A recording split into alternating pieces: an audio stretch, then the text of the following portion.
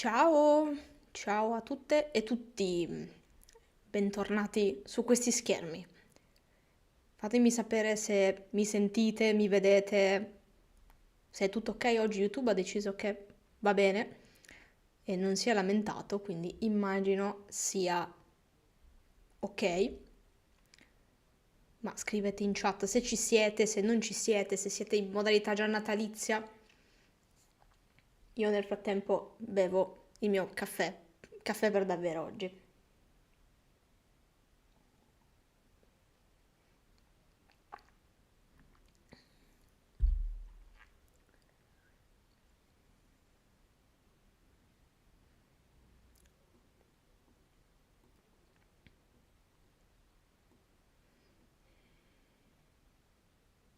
Non so perché, ma oggi dondolo. Oggi dondolo. Non ci sono i gatti oggi, quindi non abbiamo ospiti. Mi spiace, nessuno di due. Sono entrambi nell'altra stanza che dormono. Che grande invidia. Allora, però direi che partiamo e poi man mano che arrivate, mi raccomando, scrivete nella chat, fate sapere che ci siete. Però sto sbagliando a mettere le cose sullo schermo. Oggi dovete sapere che oggi, in realtà anche l'altra volta, ehm, ero abbastanza impegnata a preparare diciamo, la notizia, il contenuto della prossima settimana. Infatti, vabbè, per chi non lo sapesse, di nuovo ripeto, questo sabato non ci sarà una live, perché non ci sarò, poi vi dirò dove sarò. E quindi la prossima live, in realtà l'ultima live di Green Tech Tales edizione natalizia, sarà mercoledì prossimo, che sarà appunto la vigilia di Natale. A tal proposito, tra le altre cose, ho visto i risultati dei sondaggi e penso che sarà o alle 10:30 o alle 11, mi è andata via la voce, ma o alle 10:30 o alle 11, perché tra i vari voti la maggioranza era alle 10:30, però qualcuno ha votato anche mezzogiorno e qualcuno anche le 11, 11:30, scusate. Quindi ho pensato o di fare una via di mezzo, accontentare quasi tutti e quindi farla direttamente alle 11 oppure direttamente alle 10:30 per coloro che appunto sono in realtà la maggioranza, così almeno poi siete liberi, potete andare ai vostri pranzi di Natale e pranzi di pre-Natale in realtà e il minimo che vorrete fare è stare qua ad ascoltare questo tipo di notizie, però secondo me la notizia e il contenuto della prossima settimana potrebbe essere molto interessante anche da tirar fuori durante i pranzi e cenoni di Natale, soprattutto tra l'altro se avete nipoti o figli piccoli potrebbe essere qualcosa di molto molto divertente, molto carino. Però, giusto per fare un piccolo recap, ma ormai se siete qui direi che lo sapete già, questa è l'edizione speciale di Green Tech Tales che diciamo porta un po' è la seconda edizione di una mia avventura dell'anno scorso, ovvero avevo fatto un calendario dell'avvento Green Tech Edition, ogni giorno raccontavo in realtà non raccontavo delle notizie, ma raccontavo proprio dei concetti o degli strumenti legati al mondo appunto del Green IT e Green Tech. Quest'anno ho voluto fare un passo avanti e quindi fare queste live stream. E poi nelle prossime settimane penso che vi farò avere diciamo dei feedback form, così capisco un attimo se può essere un format che può andare bene anche per l'anno prossimo o diciamo ci sto un po' pensando ancora su come affrontare il 2026 sul canale, quindi se tornare a dei video più statici oppure fare dei live stream oppure diciamo metà e metà. Ma detto questo, la notizia di oggi in realtà è stato particolarmente difficile trovare una notizia che non parlasse di intelligenza artificiale. Sto cominciando a dovermi, diciamo, sgomitare tra le varie notizie perché non voglio portare sempre, diciamo, gli stessi temi. E siccome siamo appunto in modalità natalizia, modalità un pochino più leggera, ho cercato delle notizie che fossero un pochino curiose. In realtà poi sono arrivata a parlare, a trovare delle notizie che riguardano anche l'intelligenza artificiale, ma in un modo un pochino diverso rispetto a come ne abbiamo parlato la scorsa settimana. Infatti, oggi vi parlo un po' di biodiversità e diciamo di quella che nella mia mente è, come dire, un modo molto positivo in realtà di utilizzare la tecnologia e anche l'intelligenza artificiale. Infatti, Per la notizia di oggi io in realtà vi devo parlare di scoiattoli, che penso che ve lo siete già spoilerati se avete visto la thumbnail della live stream, ma prima di parlare di scoiattoli vi faccio un pochino un passo indietro. Allora, la notizia di oggi parte da un tale, una persona, che fa un po' una riflessione sul mondo della ricerca accademica nello specifico. Infatti nel mondo della ricerca ci sono delle attività che richiedono ai ricercatori un diciamo grosso impegno e molto spesso risultano in realtà davvero complicate per essere portate a termine. Sono attività che spesso richiedono molto tempo oppure molti ricercatori e quindi la conseguenza è che tali attività o vengono posticipate o addirittura non vengono effettuate. Il rischio qual è? Il rischio è quello di, soprattutto in ambito di ricerca, non avere dati aggiornati o nel peggiore dei casi non avere nemmeno dei dati su cui poi effettuare la ricerca. Arriviamo alla notizia di oggi perché durante la Climate Week di New York, che si è tenuta a fine settembre, se non ricordo male, comunque attorno a settembre, questo tale di cui parleremo oggi, che si chiama Robin Whitlock, spero di aver detto correttamente il suo cognome, però diciamo tale Robin, che è un ecologista e un fondatore di un'azienda, di una piattaforma, di cui poi parleremo pian piano mentre snoccioliamo un po' la notizia. Questa persona era appunto alla Climate Week di New York e diciamo tra una chiacchiera e l'altra si è reso conto di quello che era un problema che tanti altri ricercatori ancora stavano appunto affrontando, ed era quello che vi dicevo prima, cioè ci sono delle attività che richiedono particolare effort ma che portano dei grandi benefici al mondo della ricerca.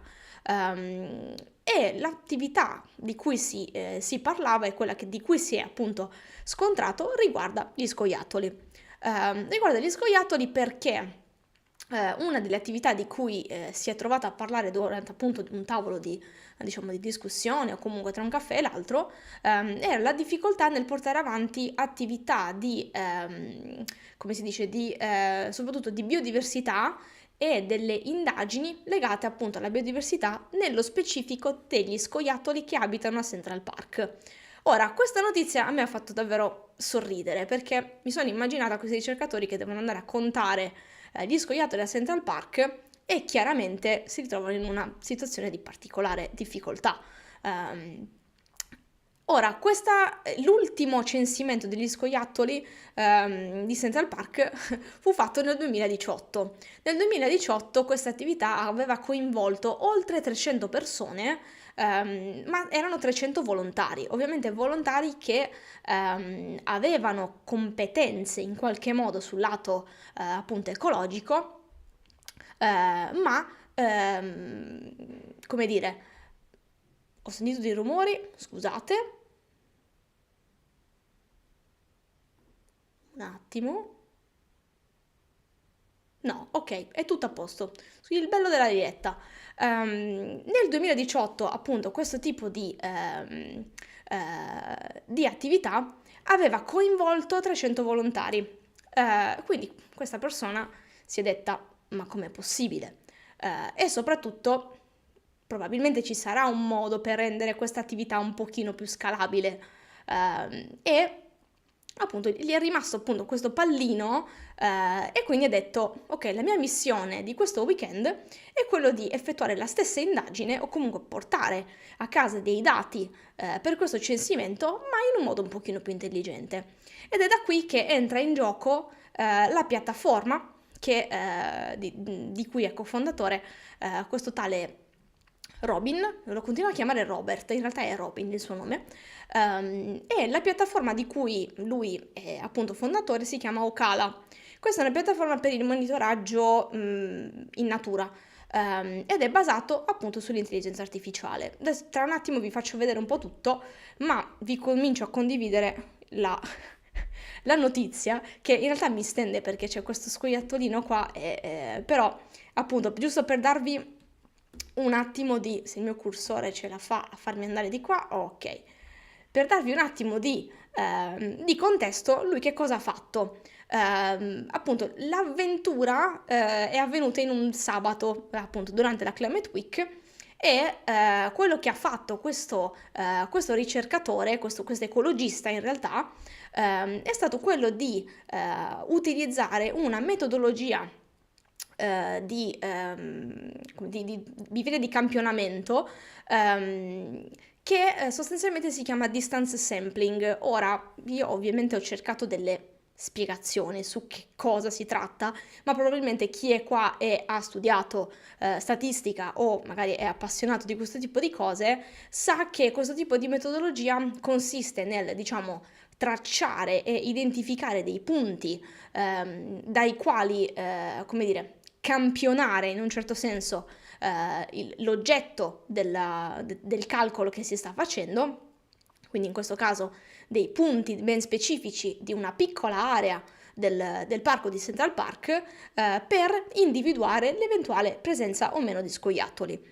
E questo permette poi di essere sviluppato utilizzando dei modelli che vanno, diciamo, a prendere i numeri che sono stati presi nel campionamento, e poi portarli come, diciamo, stima di quella che è la popolazione che si sta calcolando, in questo caso appunto gli scoiattoli.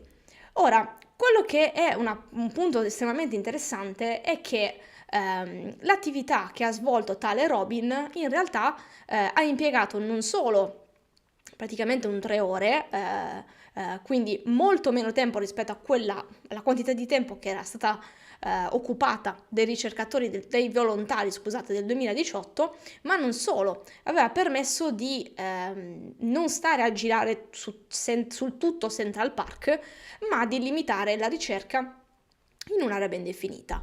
E questa appunto è una metodologia è una metodologia comune, non è nata nello specifico per gli scoiattoli. Sarebbe stato molto divertente se fosse nata per gli scoiattoli, ma il modo in cui appunto si è utilizzata la tecnologia e nuovi strumenti per portare a termine un'attività che in realtà poteva essere molto molto onerosa e che appunto non veniva fatta fino al 2018, e si è riusciti a farla anche appunto nel 2025 con ben altri metodi.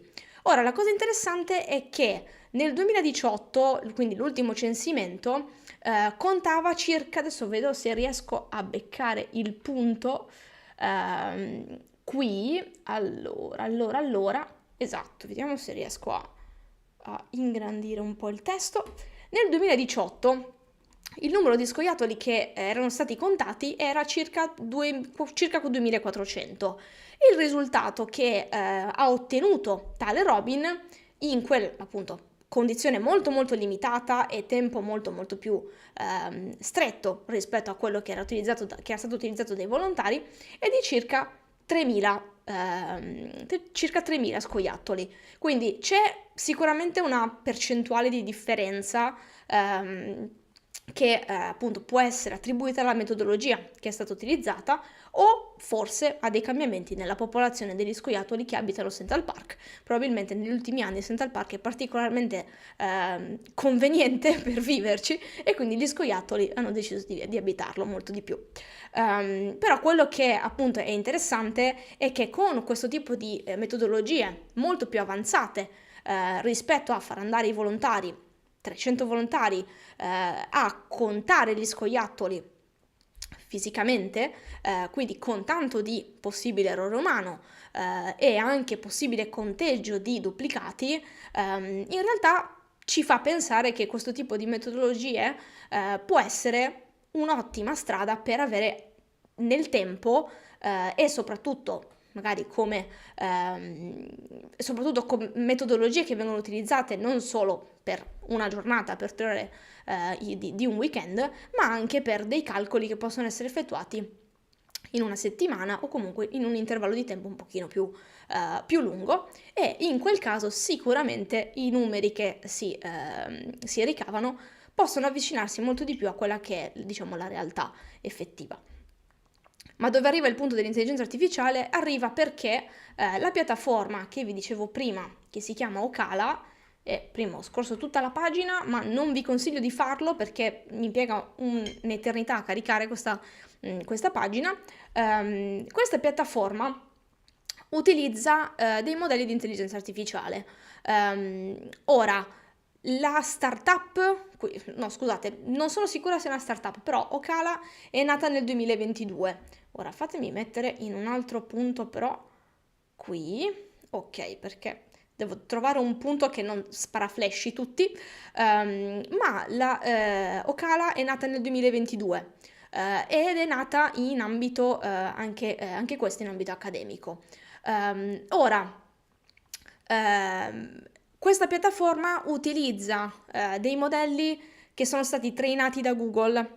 Uno di questi si chiama SpeciesNet, è difficilissima da dire, ma sostanzialmente è uno di quei modelli che viene utilizzato per le fototrappole, per il riconoscimento della fauna, ma anche, se non ricordo male, per riconoscimento di vari tipi di fiori, vari tipi di piante. Comunque, riconoscimento in natura, tendenzialmente. E ovviamente quello che fa che continua a chiamarla startup, vabbè, nella nostra immaginazione è una startup, quello che fa Ocala è utilizzare questo tipo di modelli per proseguire nelle proprie attività, ma la parte interessante è che chiaramente un'azienda molto più piccola nata in ambito accademico sicuramente si ritrova in una situazione di difficoltà nel allenare dei modelli con dei dataset che in realtà sono abbastanza, limitati rispetto a un dataset che può avere Google. Quindi chiaramente risulta uno strumento molto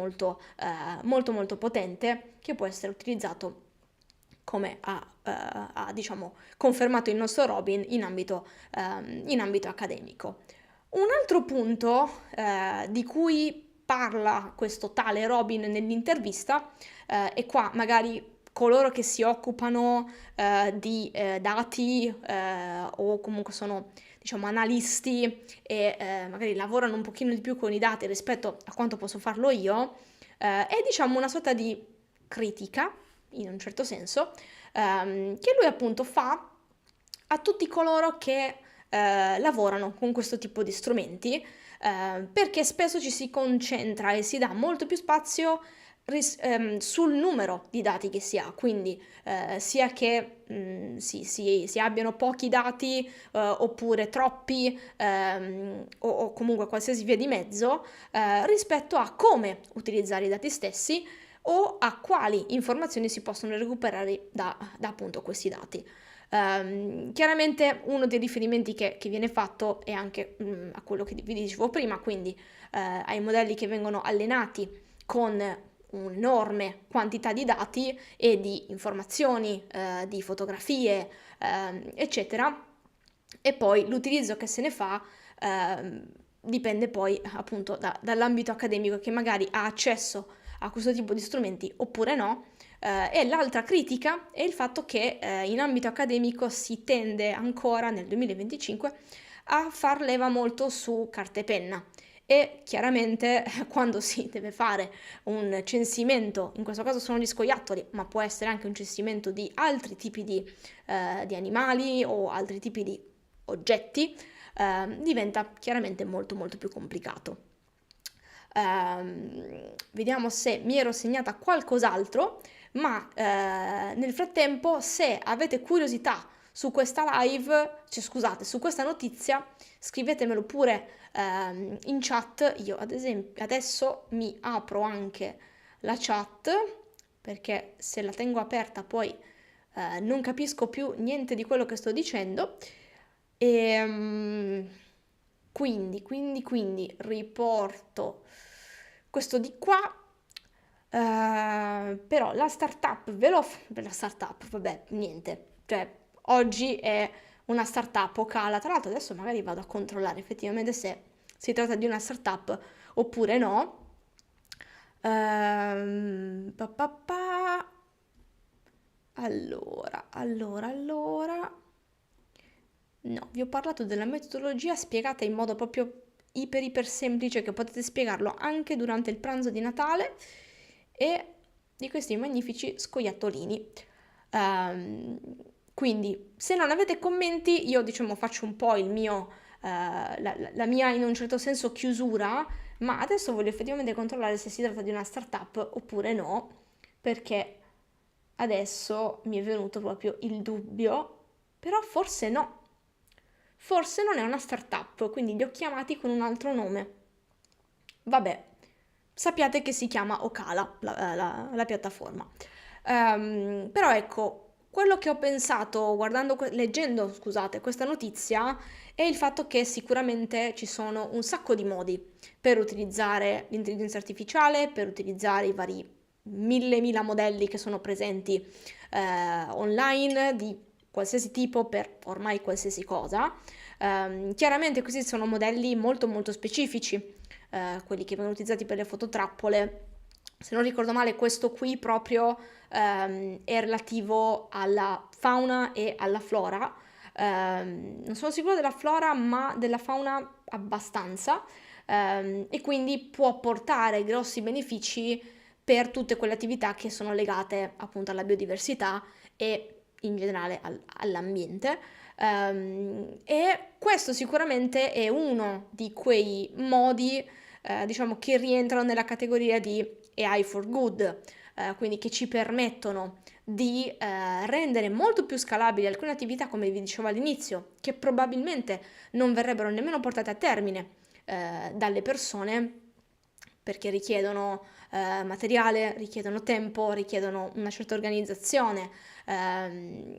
Io la prima cosa che ho pensato è per il primo censimento del 2018 non sono stati utilizzati diciamo delle persone che lavorano, ma dei volontari, quindi basti pensare anche solo alla forza lavoro, tra virgolette, che si deve occupare di questo tipo di attività e utilizzare degli strumenti, automatizzare attività come questa che rientrano in quelle, diciamo, che di solito vengono messe da parte o appunto posticipate o dimenticate o archiviate, sicuramente è un ottimo modo per utilizzare questi strumenti ed è uno di quei modi che in un certo senso ci fa dire ok, il costo ambientale, sociale e chi più ne ha più ne metta vale quello che poi è il risultato, perché alla fine quello che bisogna vedere è un po' il risultato di varie cose che possono essere messe sul piatto e non solo